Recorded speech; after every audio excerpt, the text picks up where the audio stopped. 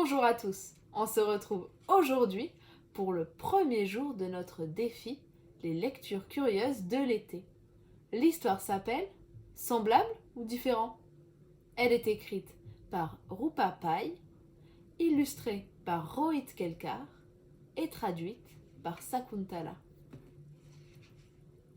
La maman de Moinelle rangea la boîte à repas dans le cartable et serra sa fille entre ses ailes.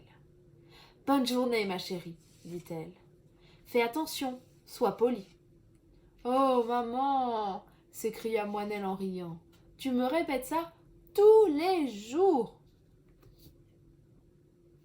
Et souviens-toi, ajouta la maman de Moinelle, ne t'approche pas de Serpi. Il est différent de nous. Moinelle aurait bien voulu que sa maman ne lui dise pas ça. Serpi était son meilleur ami. Mais la maman de Moinelle ne l'aimait pas.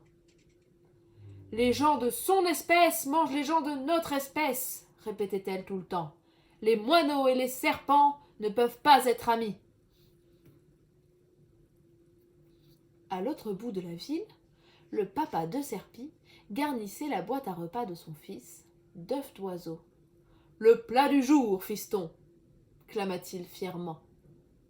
Mais je déteste les œufs, papa, grommela Serpi. Dans notre famille, on mange des œufs d'oiseaux de père en fils depuis plusieurs générations, répondit sèchement le papa de Serpi. Allez, file et souviens-toi, ne t'approche pas de Moinelle. Rempli de colère, Serpi s'éloigna en rampant sur le sol. Les moineaux sont différents, lui cria son papa. Tu ne peux pas devenir ami avec ta nourriture, enfin. Lorsque Serpi trouva Moinelle à l'école, il savait, pour l'un et pour l'autre. Ta maman t'a dit? Interrogea Serpi. Moinelle hocha la tête. Ton papa aussi? Demanda-t-elle. Serpi hocha la tête. Nos parents se trompent, Moinelle, dit-il. Montrons-leur que nous sommes plus semblables que différents. Excellente idée, s'exclama Moinelle. Montrons-leur. Elle prit une feuille de papier sur laquelle elle dessina 2 cercles. Dans la partie jaune du cercle de gauche, expliqua-t-elle, nous allons noter uniquement les choses qui concernent les moineaux. Et dans la partie bleue du cercle de droite, uniquement celles qui concernent les serpents. Cela montrera en quoi les moineaux et les serpents sont différents. Je pensais que nous voulions réfléchir à ce qui fait que nous sommes semblables, fit Serpi perplexe. C'est ce que nous ferons apparaître dans la partie verte, du milieu, répondit Moinelle en souriant. D'abord, réfléchissons à notre apparence, dit Moinelle. On est semblable ou différent? Très différent, soupira Serpi. Je suis long, déplumé et fin, et tu es petite, potelée et soyeuse. C'est vrai, répondit Moinelle. Je ressemble à une houppette et toi à une corde. Moinelle dessina une houppette dans le croissant jaune et une corde dans le croissant bleu.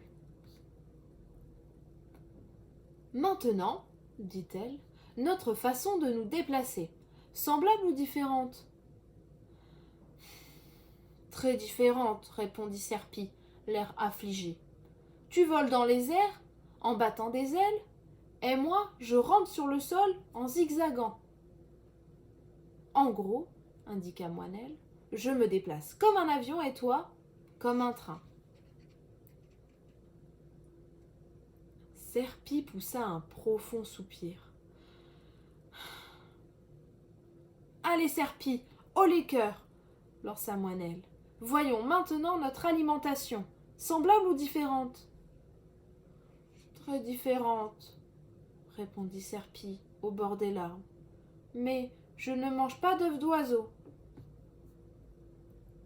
Je sais, répondit Moinelle, sur un ton calme. Mais elle avait l'air abattue aussi. Alors, des graines et de l'herbe pour moi murmura-t-elle. Elle les dessina dans le croissant jaune. Des grenouilles et des rats pour toi, bredouilla-t-elle, en les dessinant dans le croissant bleu.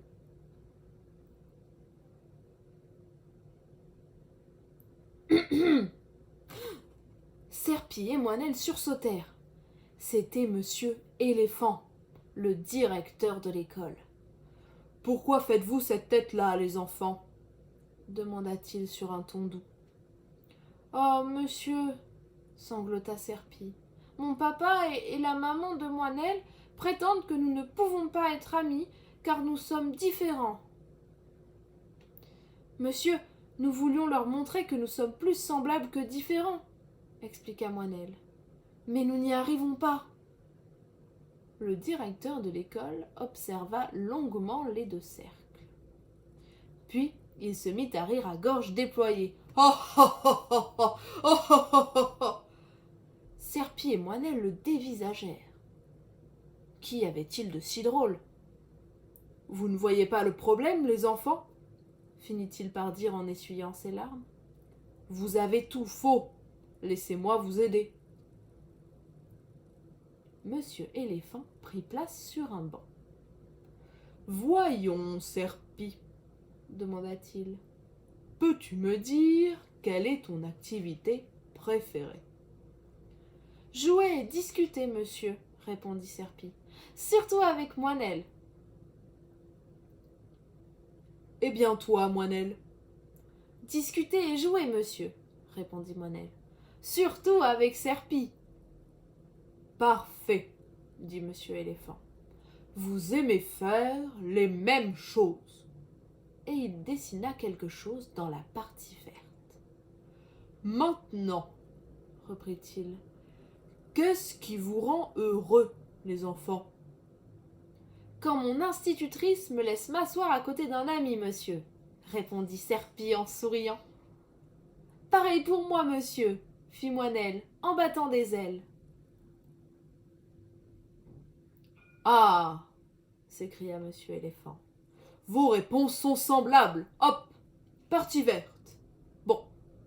Et qu'est-ce qui vous rend malheureux, Serpy et Moinelle?